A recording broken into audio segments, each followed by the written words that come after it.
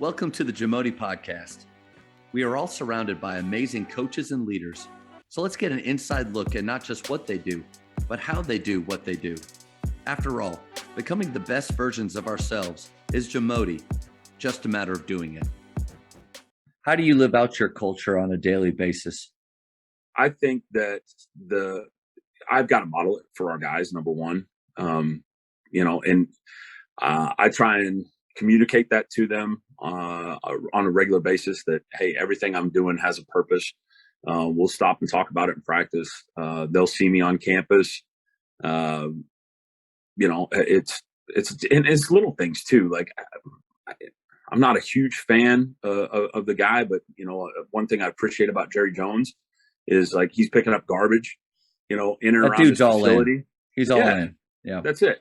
And I try and do that same thing, whether they're looking at me or not. I don't care. But in my mind, I'm like, I got to model this, and so if they do see me, they understand that that's important to me.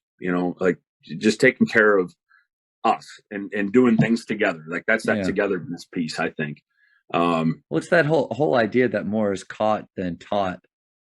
And so when you're showing it daily,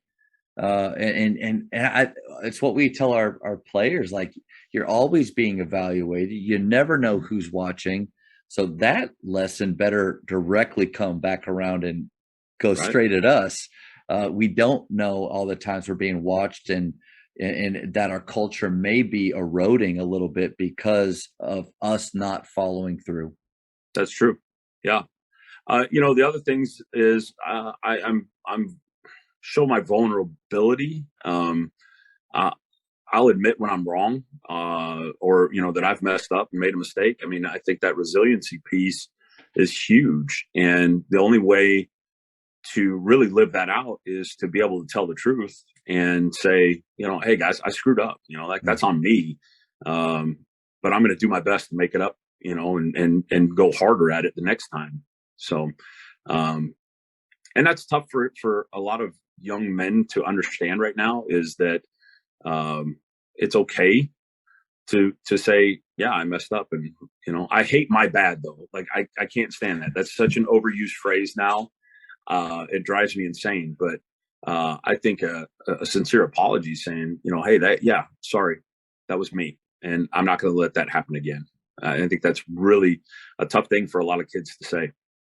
Yeah, you're right. There is something. I was just thinking about what my bad sounds like. There is something to it. It just doesn't sound authentic or and real. So what would you rather them say? Or have you had that talk with them of like, hey, that's something we're not going to say, but here's what. Not yet. Okay. Not yet. A few years back, we used the Positive Coaching Alliance mistake ritual, and it was really, really effective. Just A, I didn't hear my bad. B, we could communicate a lot of things. I mean, our thing was like, brush it off our shoulder twice, get it off me, get that mistake or whatever it was, get it off and move on to the next play.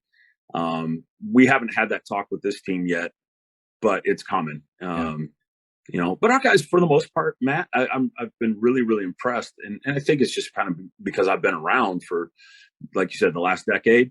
They know I don't like my bad. So guys will find other ways to phrase it. Like, one kid the other day in a scrimmage, he was like, I'll wear that. And I was like, okay, cool. Like, you're at least taking responsibility for that mistake or that screw up. And I know what you're saying is like, I'm going to wear it and I'm going to do better next time.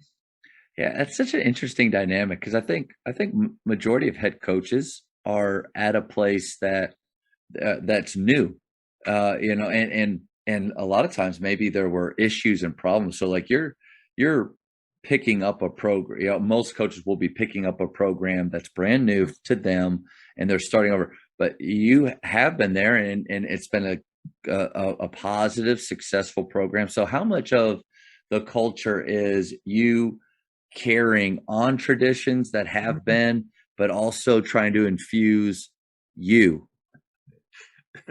I wish I could give you like a percentage. I really do. Yeah, that's hard. The thing is, like, Jared Samples is a phenomenal human being. I love him to death. I would take a bullet for that guy. I'd lay across train tracks, you name it. And he gave me a lot of ownership into what we did, and I feel like I contributed a lot the last 10 out of the last 11 years. I really don't. I couldn't tell you. Yeah, that's a hard question. It is. And sometimes like I even ask him like, nah, what do you? Yeah. That's a horrible question. Well, let me say this: like one significant change, and it's funny. I'll tell you a little story about that here in a second. But one significant change is our practices are very much more high tempo. I mean, my thing is like if we're going to be in the gym, we're going to work, and like downtime just drives me insane in the gym. It's like I don't know, fingernails on a chalkboard, and it's just like. So it's funny, one of our current players texted one of our former players saying, "Oh my gosh, like Coach G, like we don't stand in practice anymore. Like there's none of that." And the former player said, "Well, that's good. We haven't won a championship yet, so maybe change is probably a good thing." So, I would say, 70% of our culture is similar to what has been going on, and I felt like we were heading in the right direction with Jared. I would say I didn't want to make it drastic because that shock and awe can sometimes work against you. And so I've done little things like I remember you talked about the pictures. Mike Dunlap was one of them.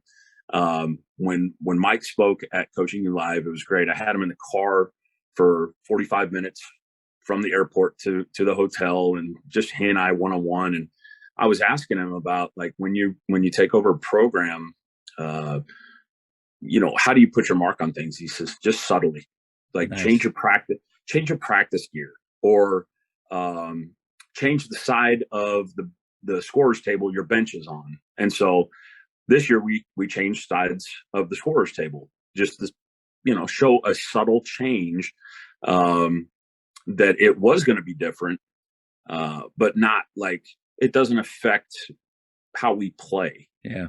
Does that make sense? No, that's a really cool point though. Like I think when you think of taking over a program, whether you've been there or not, yeah, I got to put my imprint on it.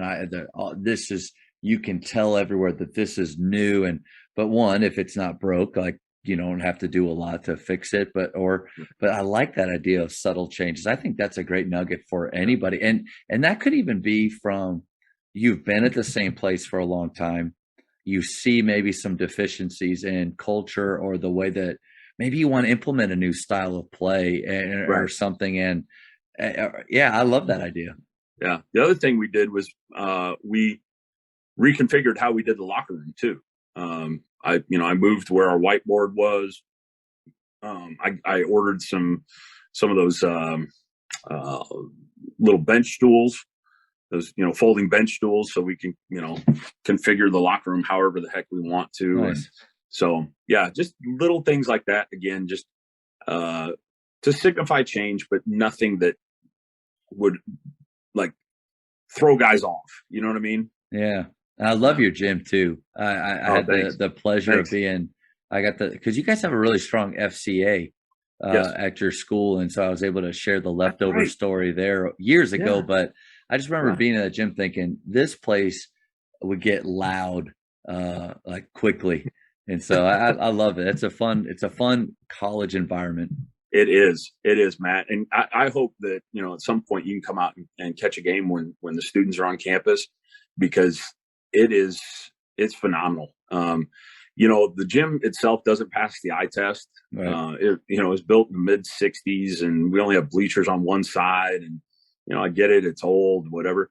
But we got voted top 16 game day environment in all of Division III, and that's 443 schools. Yeah, I mean, you can build a huge arena, but if you can't fill it, like that's not a great environment, not a championship environment. But yours, that with that wall there, the sound and everything, I could imagine it getting crazy loud. It's awesome. It is awesome. We go to some places that have some really nice, bright, shiny things and whatever, but a lot of time it's like playing in a morgue. And at our place, it doesn't take much to fill it up. And when it does get filled up, man, it is awesome. Like Yeah. it is just a great environment. So thanks for mentioning that. I Yeah. appreciate that. Thank you for checking out today's episode. Please take a moment to subscribe to this podcast, share it with your fellow coaches, and find us on social media for what's coming up next on the JAMODI podcast. It's just a matter of doing it.